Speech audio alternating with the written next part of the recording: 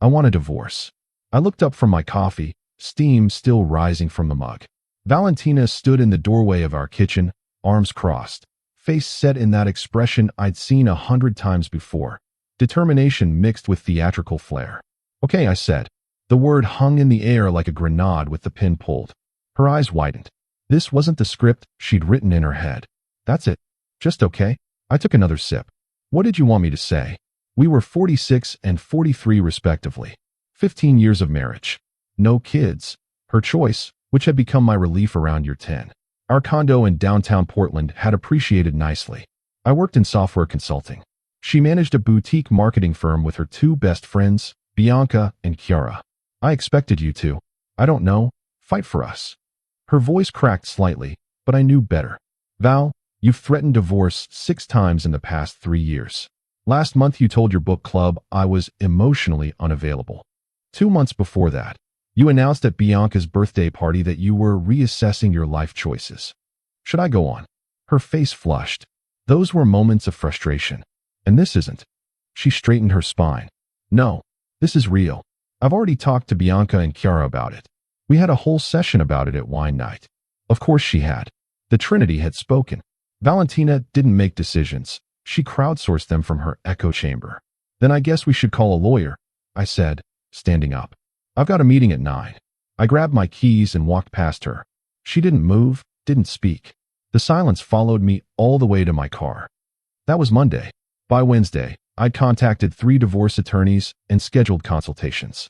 I also did something I'd been putting off for years. I called my brother, Marco, who lived in Seattle. She finally did it? He asked when I told him. Yep. And you said okay? What else was I supposed to do? Beg. We've been roommates who occasionally have sex for the past 5 years, Marco. I'm tired. He was quiet for a moment. You know she's going to lose her mind when she realizes you're serious, right? Maybe. Or maybe she'll be relieved. Buddy, I've met Valentina. She doesn't do relieved. She does drama. He wasn't wrong. Thursday evening, I came home to find Valentina, Bianca, and Chiara in the living room, wine glasses in hand, looking at me like I was on trial. We need to talk, Valentina announced. I'm listening. Bianca leaned forward.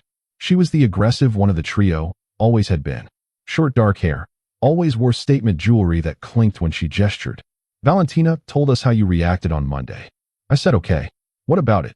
It was cruel, Chiara chimed in. She was the emotional one, prone to crying at commercials. She poured her heart out and you just agreed? I set my briefcase down. She asked for a divorce. I respected her wishes. How is that cruel? You didn't even try to understand why she was upset, Valentina said, her voice rising.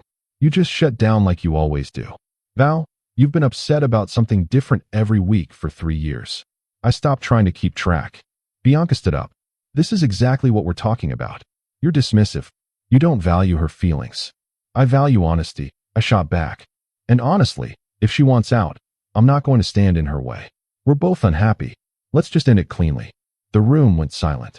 Valentina's eyes were shining with tears, but I couldn't tell if they were real or performed. With her, it was always hard to tell. You really don't care, do you? She whispered.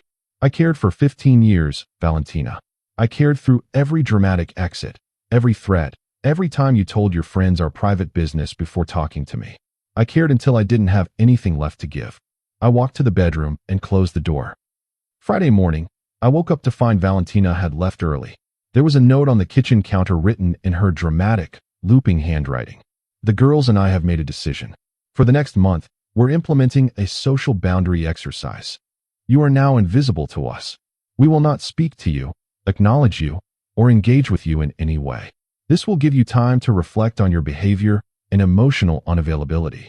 At the end of 30 days, we'll reconvene and discuss the future of our marriage. I read it twice. Then I laughed.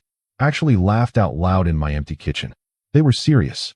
The 3 of them had voted to make me invisible, like I was being put in timeout by a committee of middle-aged mean girls. I texted Marco. They're giving me the silent treatment for a month. As punishment, his response was immediate. That's the dumbest thing I've ever heard. What are you going to do? I stared at that question for a long time. What was I going to do? The backstory, the part I'd been avoiding thinking about for years, started around year 7. Valentina had always been dramatic. I knew that when I married her.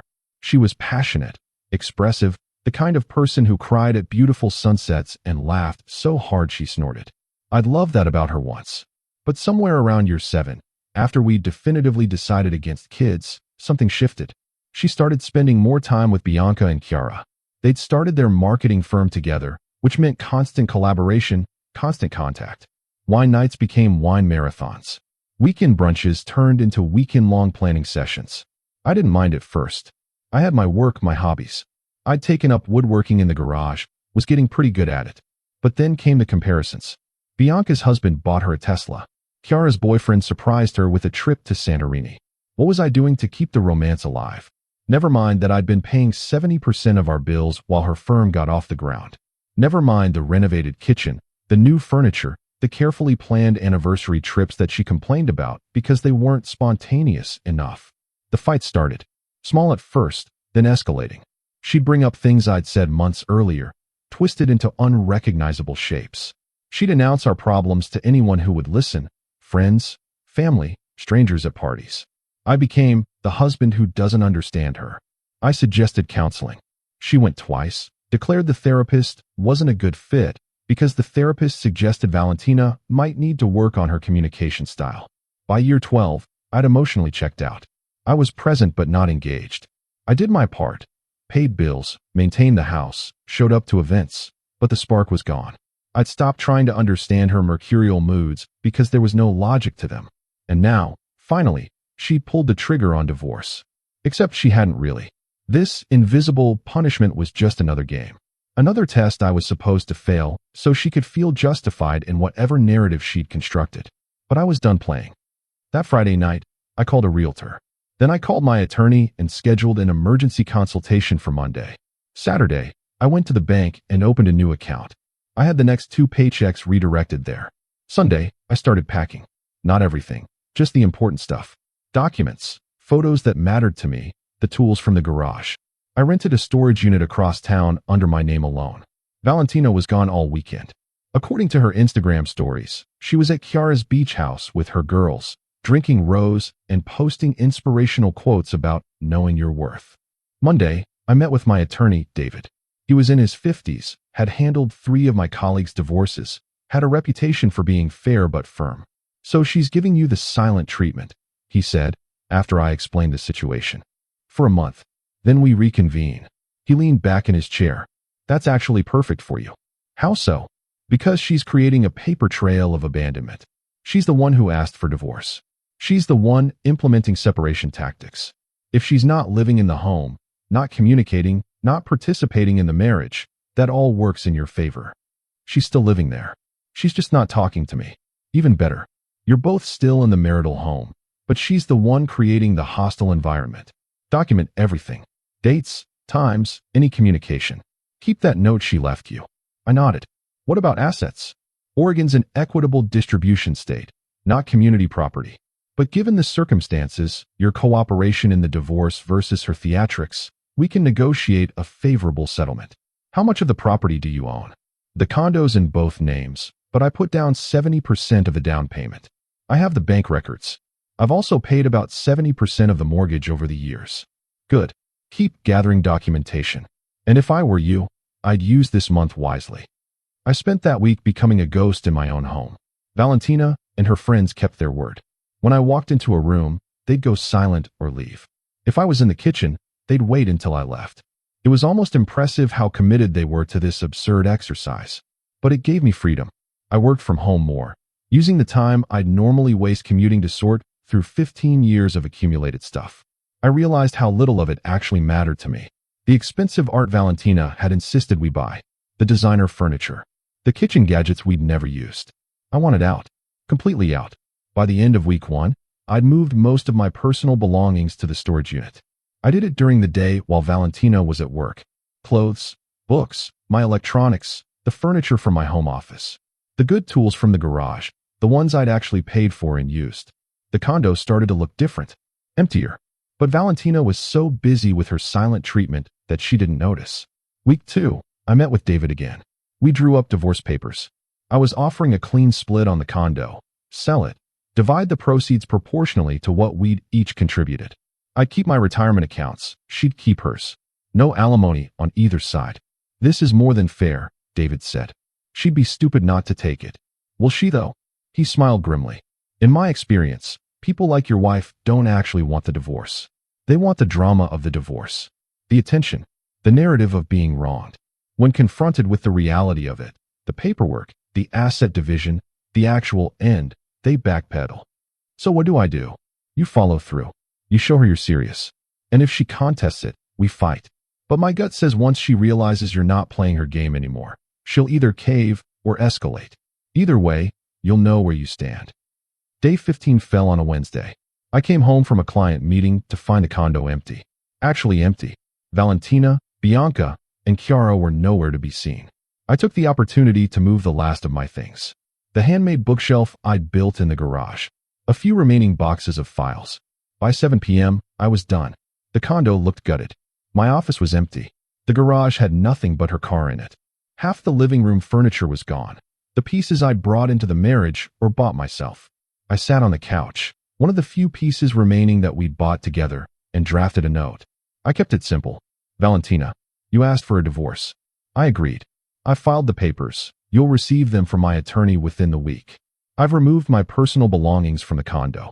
I've also removed any joint assets that I can prove I purchased or contributed more than 50% toward. Receipts and documentation are with my lawyer. The offer is fair. We sell the condo, split the proceeds based on contribution, keep our individual retirement accounts, no alimony. You have 30 days to respond. Your invisible exercise taught me something important.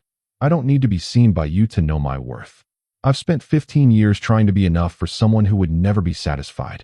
I'm done. I'll be staying with my brother in Seattle while this is finalized. All communication should go through our attorneys. I wish you well. I didn't sign it. I left it on the kitchen counter, weighed down by my house key. Then I walked out. I drove to Seattle that night. Marco had a spare bedroom and had told me months ago I was welcome anytime.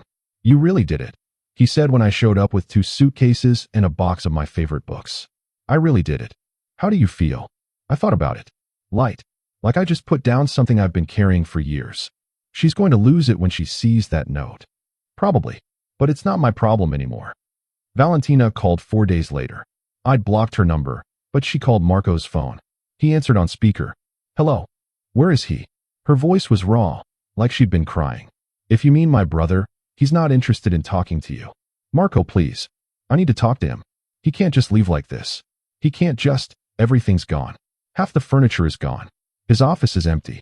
He left this horrible note. Horrible? He offered you a fair divorce settlement. This isn't fair. I didn't actually want a divorce. I wanted him to fight for us. Marco looked at me. I shook my head. Valentina, he said carefully. You told him you wanted a divorce. You had your friends vote to make him invisible for a month. What did you think was going to happen? I thought he'd realize what he was losing. I thought he'd wake up and see that I needed him to care. He did care. For 15 years. You just never noticed because you were too busy testing him. She started crying in earnest then. Please. Please just let me talk to him. I made a mistake. I didn't mean it. We can fix this. I reached for the phone. Marco hesitated, then handed it to me. Valentina. Oh God. Please. Please come home. We can talk about this. I don't want the divorce. I never wanted the divorce. Then why did you ask for one? Because I was angry. Because you never fight for anything anymore. Because I felt invisible. So you made me invisible. How did that work out for you? She was sobbing now. I'm sorry. I'm so sorry. Bianca and Chiara said it was a good idea, that you needed a wake-up call, but they were wrong. Please come home. No. The word was simple. Final. What do you mean, no? I mean, I'm done, Valentina. I'm done with the games, the tests, the drama. I'm done being the villain in whatever story you and your friends write about me. Sign the papers. Let's both move on. I won't sign them. You can't make me. Then we'll do this the hard way. But either way, I'm not coming back. I hung up. Marco whistled low. Damn. Yeah. Think she'll contest it? Probably. But I have everything documented. David says we're solid. My phone buzzed. A text from an unknown number, likely one of the friends. You're a coward. You broke her heart. She's devastated. I blocked the number. Another text, different number. She loved you and you threw it away. I hope you're happy. Blocked. They could send their flying monkeys all they wanted. I was done engaging. The papers were served the following week. According to David, Valentina had refused to sign initially, had apparently shown up at his office crying, demanding to speak to me. I told her all communication goes through me, he said on our call. She threatened to contest everything. Let her. Her attorney finally called. They want to negotiate. We already offered fair terms. They want the full condo. They're claiming emotional distress, saying you abandoned the marriage. I laughed. It was absurd. She asked for the divorce. She implemented the silent treatment. We have documentation. I know. I told them we'd see them in court if they wanted to play it that way. Her attorney went quiet. I think they know they don't have a case. 2 weeks later, Valentina signed. She got her attorney to negotiate one change. She wanted first right of refusal on buying me out of the condo instead of selling it. It's actually not a bad deal for you, David explained. She'd have to get a mortgage to buy out your share, which means you'd get your money faster than waiting for a sale. And given current property values, your 70% comes out to a significant sum. I agreed. By the end of month 2 post-separation, the divorce was finalized. I got my settlement. She got the condo and the debt of buying me out. We each kept our own retirement accounts. Clean split. I never spoke to her again. A year later, I'm still in Seattle. I started my own consulting firm, bought a small house in a quiet neighborhood, set up a proper woodworking shop in the garage. Marco told me through the grapevine that Valentina's marketing firm folded 6 months after the divorce. Apparently, without me subsidizing her lifestyle, she couldn't maintain the condo payments and the business overhead. She ended up selling the condo at a loss and moving in with Bianca. I didn't feel triumphant hearing that. I didn't feel much of anything. I'd spent 15 years in a marriage where I was simultaneously too much and not enough. Too present, but too absent. Too stable, but too boring. Too reliable, but not exciting enough. The invisible exercise had been meant to punish me, to make me feel small and desperate. Instead, it had freed me. It taught me that I didn't need to be seen by people who would never truly value me. That I didn't need to fight for someone who treated love like a game with constantly changing rules. Sometimes the kindest thing you can do for yourself is walk away. I'm 47 now. I date occasionally, nothing serious. I'm in no rush. I've learned to enjoy my own company, to build things with my hands, to appreciate silence that isn't hostile. Valentina wanted me to fight for us, but she never understood that fighting for someone and fighting with someone are two different things. I'd fought for our marriage for years. I'd fought against her moods, her tests, her need for constant validation. What I wouldn't do was fight against myself anymore. So when she finally said, "We're done," I agreed. And I meant it. The note I left wasn't brutal because it was cruel. It was brutal because it was honest. After 15 years of walking on eggshells, of playing games I didn't understand, of being the villain in someone else's story, I finally wrote my own ending. And it was the kindest thing I ever did for both of us.